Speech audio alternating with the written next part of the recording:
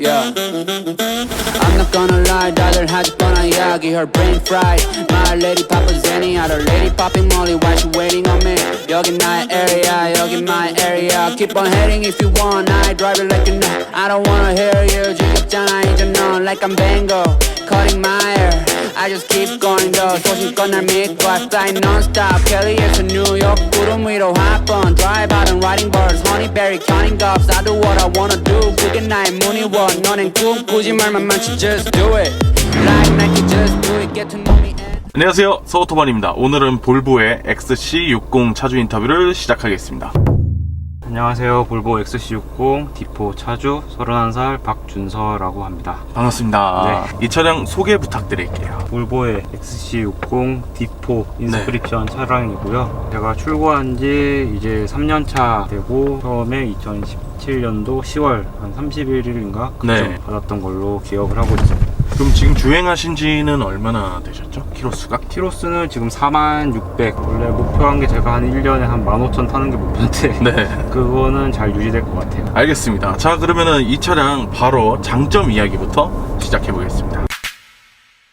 우선 이 차량을 선택하게 된 이유가 장점일 것 같은데 네. 가장 큰 이유는 우선 안전성이었고요. 안전성을 보고 이 차를 선택한 것이고 그 외적으로 좀 좋았던 부분이 있다면 우선 스피커가 소리가 제일 좋았던 것 같고요. 제가 뭐 원래 소리를 뭐 잘 듣거나 그런 건 아닌데 이 차를 타다가 다른 차를 타게 되면은 아, 이 차의 스피커가 좋았구나 그런 거를 깨닫게 되더라고요. 그러니까 다른 차 스피커를 들을 때 제 귀가 한 60-70% 듣고 있다고 생각하면은 얘는 한 거의 한 100%를 다 써서 들리더라고요. 그리고 또 하나 특이한 게 만약에 제가 노래를 듣는다 그럴 때 뮤트 버튼이 있잖아요. 다른 차도 그런지 모르겠는데 이 차량은 뮤트 버튼이나 아니면 소리를 이걸로 최소로 줄이면은 그 음악 자체가 정지가 돼요. 그래서 그것도 조금 사소로운 장점인 것 같기도 하고. 자, 그러면 또 어떤 장점이 있을까요? 2열 B필러 쪽에 에어컨 있는 것도 또 장점이고요. 그리고 2열 공조 장치 조절하는 것도 생각보다 잘 이쁘게 나와 있어서 이것 또한 장점인 것 같긴 합니다. 뒷자리에 있는 사람들도 이제 배려를 했다. 그리고 또 장점으로는 또 자율주행도 지금이야 원체 많은 차들이 자율주행 기술을 좀 보이고 있어서 장점이라고 하기에는 좀 그렇지만 아무래도 3년 전에 나왔을 때 이러한 기술을 가지고 있다는 거 생각하면은 장점이라고 생각합니다. 왜냐면은 다른 차들은 이제서야 조금 많이 상용화가 되고 편하게 쓸 수 있는데 저는 한 2-3년 전부터 편하게 타고 다녔기 때문에 볼보가 자율주행을 굉장히 그러면 오래 전부터 데이터를 쌓아왔기 때문에 다른 자율주행보다는 나을 것이다. 예, 만에 하나 사고가 있더라도 좀 미연에 방지를 해줄 것 같고 신뢰가 간다. 네. 그러면은 확실히 안전에 포커스를 맞춰서 차량이 제작이 됐다라는 걸 느낄 수 있는 것들이 자율주행부터 해서 많은 옵션들에서 느껴진다라는 말씀이시죠? 네. 그러면은 특별하게 볼보만이 가지고 있는 안전 옵션 이런 거 있을까요? 주행 중에 문을 열었을 때 시동이 꺼진다든지 남자분들 주차하시다가 문 열고 주차하시는 경우 많잖아요. 네, 이렇게 라인 볼러. 근데 이 차량 같은 경우는 문을 열면 시동이 꺼지던지 아니면 파킹 브레이크가 걸려가지고 그 상태가 일단 안 되고 그로 인해서 뭐 발생할 수 있는 사고는 최근에 뭐 제가 본 걸로는 주차 타워 엘리베이터에서 실수로 운전자분이 뒤를 놓고 내리셨는데 차량이 그대로 빨려 들어가던지 그런 사고는 일단 예방할 수 있을 것 같아서 이 부분은 좋게 생각하고 있고 그리고 또 안전벨트가 이게 되게 강력하게 잡아줘서 브레이크를 심하게 밟던지 그러면은 조금 세게 잡아주더라고요. 팍 잡아요? 예. 놀랄 정도로. 놀랄 정도로 잡아요? 헤드레스트 높낮이 조절이 안 되고 2열 같은 경우는 등받이 각도 조절이 안 돼서 어른들이 탈 때는 좀 불편할 수도 있을 것 같고요.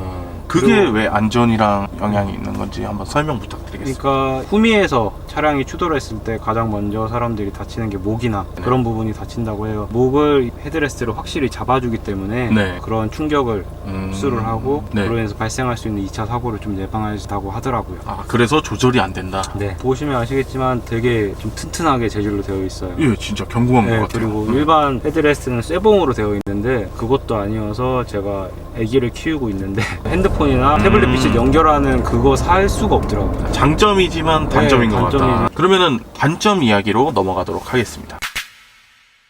저 같은 경우는 예전부터 처음부터 제가 수동을 탔었거든요.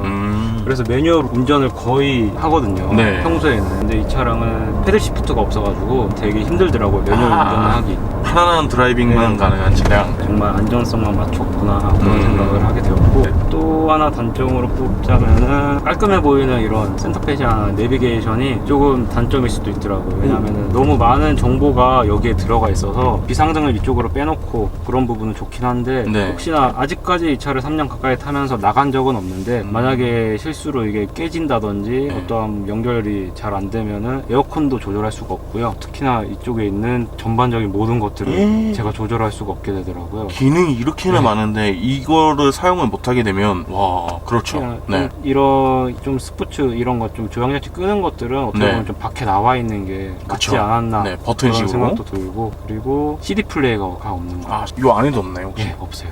아예 없어요. 그게 두 개가 들어가더라고요. 그 USB가. 그 USB를 선택할 수가 있긴 한데, 그러면 이제 CD는 이제 옛날 방식이다라고 생각을 해서 뺐나 보네요. 애기를 키우다 보니까 생각보다 CD가 필요해서 책을 주면은 그 안에 CD가 들어있더라고요. 그럼 그거 틀어줘야 되는데. 틀어줘야 되는데 네. 그거를 또 다시 제가 USB로 USB로 옮겨서 옮겨서 해야 되는 좀 불편함이 있고, 이것도 어떻게 보면 장점을 위해서 만들어진 단점인 것 같은데, 이 차가 앞에는 WC7 타입으로 되어 있는데 뒤에는 한 스프링, 흔히 말하는 네. 트럭에 들어가는 네, 그런 네. 스프링이 들어있어서 일반 코일 스프링보다 한 스프링을 쓸 때 그 트렁크 공간이 확보가 돼서 네. 좋다 그러는데, 처음에는 승차감적으로 조금 차이를 거의 못 느꼈던 것 같아요. 아무래도 신차고 콩깍지가 씌었는지 네. 안 그때는- 보이죠 막. 네, 장점만 그냥 다 보이기 때문에. 좋고, 네. 아 이게 뭐 스웨덴 감성이구나 네. 그렇게 생각하면 탔었는데, 방지턱, 맞아요. 요철 같은 데에서 조금 이질감이 들더라고. 일반적인 네. 차량이라고. 네. 요철 같은 거 넘을 때 한쪽을 타고 넘는 경우가 좀 많잖아요. 네, 방지턱을 이렇게. 좀 네. 편하게 가겠다고. 피해가는 것처럼. 네. 네. 근데 그렇게 했을 때 생각보다 요동을 치고, 혹시나 제가 스웨덴에는 방지턱이 없나 그러고 찾아봤어요. 근데 스웨덴은 방지턱이 있기는 한데 우리나라랑 조금 다른 식으로 되어 있더라고요. 우리나라는 방지턱이 나와 있는 식이면은 네. 그쪽은 방지턱이 바닥으로 들어가 있더라고요. 아 이렇게 꿀렁거리게. 네, 그래서 그러겠지 생각은 하는데, 네, 아직까지 조금 그런 거는 좀 장점이자 단점으로 네, 볼 수 있겠어요 어떻게 보면, 정말. 네. 네. 공간 확보를 위해서 해놓은 거는 장점인데, 우리나라처럼 방지턱이 많은 나라에서는 좀 이질감이 드는 것 같습니다. 이 차량을 구매를 하실 때 비교 차종으로 혹시 뭐 X3라든지 이런 차량들은 고민 안 해보셨나요? 우선 제가 이 차량 살 때 제가 처음으로 원했던 부분은 SUV의 디젤 차량을 원했었고, 네. 그러다 보니까 대상으로 X3도 있었고 벤츠 차종도 있었고 네. 아우디 차종도 있고 했었는데, 제 전 차종이 520을 네. F바디를 탔었기 때문에, 그러고 나서 X3를 다시 신차로 뽑으려고 보니까 별로 이뻐 보이지도 않고, 지금은 많이 바뀌었는데 그 전 세대라고 생각하시면 될 것 같은데, 그래서 일단 제외를 하게 됐고, 그 다음 벤츠 같은 경우도 타기에는 좀 빠른 것 같기도 하고. 아, 벤츠는? 한번 올라가면 내려오기 힘들 것 같아서 나중을 기약하셨군요. 나중을 기약해서 빼놨었고, 네. 그 다음에 아우디 같은 경우는 당시에 스바겐이랑 그런 좀 문제들이 있었어서 일단은 과감하게 제외를 했고, 처음부터 볼보에 대해서 제가 조금 좋은 인식이 있었어서, 네. 어릴 때 제가 볼보 뭐 좀비차라 그래서 엄청 갖고 다니는 그 영상 있잖아요. 네, 막 굴러다니고 네. 집어 던지고. 그거를 보면서 네. 감명 깊었었고 네, 얘라면은 네. 좀 제가 결혼하면서 차를 바꿨기 때문에 안심하고 찰 수 있겠다 생각이 들어서 선택을 하게 됐고요. 네. 지금은 D4가 안 나오는데, 저는 D4, D5를 선택을 할 수 있었었거든요. 네. D4를 선택한 이유는 D5에 대해서 데이터가 많이 없더라고요. D4는 당시 네. 유럽에서도 좀 많이 팔렸었고, 차량 하자나 그런 정보들을 확인할 수가 있잖아요. 네. 신뢰도가 가고 해서 D4 차량을 선택하게 됐습니다. 이 차량 금액에 대해서 한번 설명을 부탁드리겠습니다. 인스크랩션 모델로 최초의 금액은 6,700만 원을 네. 했고, 세금 포함해서 7,100만 원, 7,100만 원. 7,120인가 그 정도 했던 것 같고요. 네. 보험료는 제가 최초에 부부 한정을 했을 때 210만 자차 원. 포함 예, 210만 원. 오, 세네요. 생각보다 네. 세게 나왔죠. 결혼하면서 처음 제가 가족보험 나와서 들어갔던 거라 그 생각을 안 했었거든요. 네. 살짝 놀라셨을 것 같은데요. 네. 210 나왔을 때? 네. 네. 여기서 제가 조금 추가된 금액 머드 플립을 제가 했었거든요. 제가 머드 플립을 안 하고 뭐 한 몇 개월 탔었는데, 세차를 하고 나서 겨울에 눈이 오니까 이게 엉덩이가 그대로 엄청 그냥. 네. 지저분해지더라고요. 요즘 같은 뭐 직구해서 다이를 하셔도 되고, 저 같은 경우는 센터에 가서 2-30만 원인가 줘가지고 네, 머드 클립을 달았던 것 같고. 그러면은 이 차량 기름값은 한 달에 어느 정도 사용하고 계신가요? 기름값을 이 차량은 제가 안 타고 거의 와이프가 타기 때문에 한 달에 15만 원? 15만 원? 네, 그렇게. 몇 킬로 기준에 15만 원 정도라고 보면 될까요? 한 1,500km 되는 것 같아요. 1,500km? 네. 연비는 어떻게 나오나요? 고속 같은 경우는 16, 17까지는 나오는 것 같고요. 시내 주행 같은 경우에는 한 12, 뭐 한 11. 11, 12. 예, 그 정도 나오는 것 같습니다. 확실히 4기통 디젤은 네. 연비는 뭐 걱정 안 하고 타도 부담이 안 될 것 같습니다. 네. 혹시 이 차량 그러면 현금 차량인가요? 할부 차량인가요? 현금으로 네. 구입을 했고요. 네. 저는 처음에 이 차를 살 때 KB에서 차량 대출 내가지고 우선 네. 5천만 원 대출을 받아서 했던 부분이고, 당시에는 캐피탈 같은 게 여기가 좀 무이자나 그런 게 없더라고요. 지금은 그런 부분이 너무 잘 돼 있어가지고 본인에 맞게 하시면 될 것 같고, 저 같은 경우는 당시에 은행 쪽이 조금 저랑 맞았어가지고. 은행 대출로? 네, 왜냐면 중도 상환을 할 수 있는 그게 됐었어서. 네, 알겠습니다. 그러면은 이 조건 같은 경우는 경우의 수가 굉장히 많잖아요. 네. 요즘은 또 새로 나오는 프로모션이나 네. 이런 것들이 굉장히 많기 때문에 구매하시는 분들은 많이 알아보신 다음에 구매를 하시면 될 것 같습니다. 이 차량을 이런 분들께 추천하고 이런 분들께 추천하지 않습니다. 차량을 선택하는데 여러 가지 이유가 있겠지만, 안전이라는 부분을 우선순위로 두시는 분들께는 추천드리고요. 저는 처음에 볼보를 했던 게 예전에 사고 났던 경험이 있었어가지고 차를 살 때 무조건 안전이 가장 좋다라고 생각을 해서 네. 볼보를 사게 됐고, 그 외에 추천하지 않는 분들이 있다면은 스포츠성을 중요시하시는 분들한테는 조금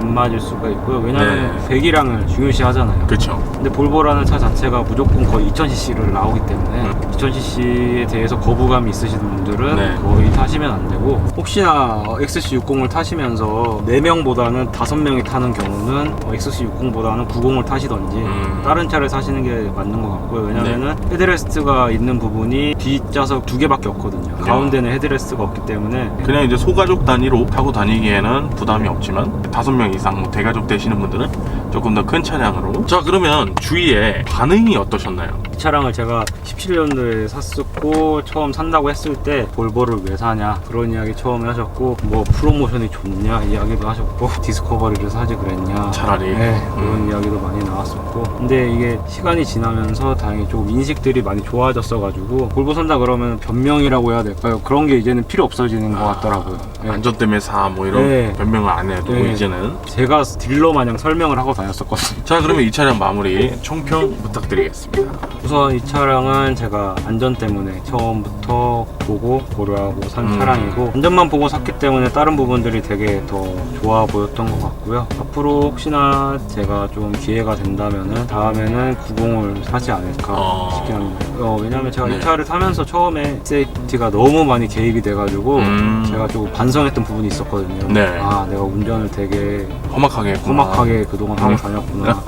그러면서 조금 되게 반성도 하게 됐고, 그러면서 좀 운전도 많이 바뀐 것 같고, 계속적으로 신뢰가 가다 보니까 90으로 가지 않을까 싶습니다. 자, 그러면은 오늘 인터뷰는 이 정도에서 마무리하도록 하겠습니다. 오늘 나와주셔서 정말 감사드리고요. 네, 저희 서우토바는 다음번에 또 다양한 차종 가지고 여러분들께 인사드리는 시간 가지고 돌아오겠습니다. 지금까지 서우토반이었습니다. 감사합니다.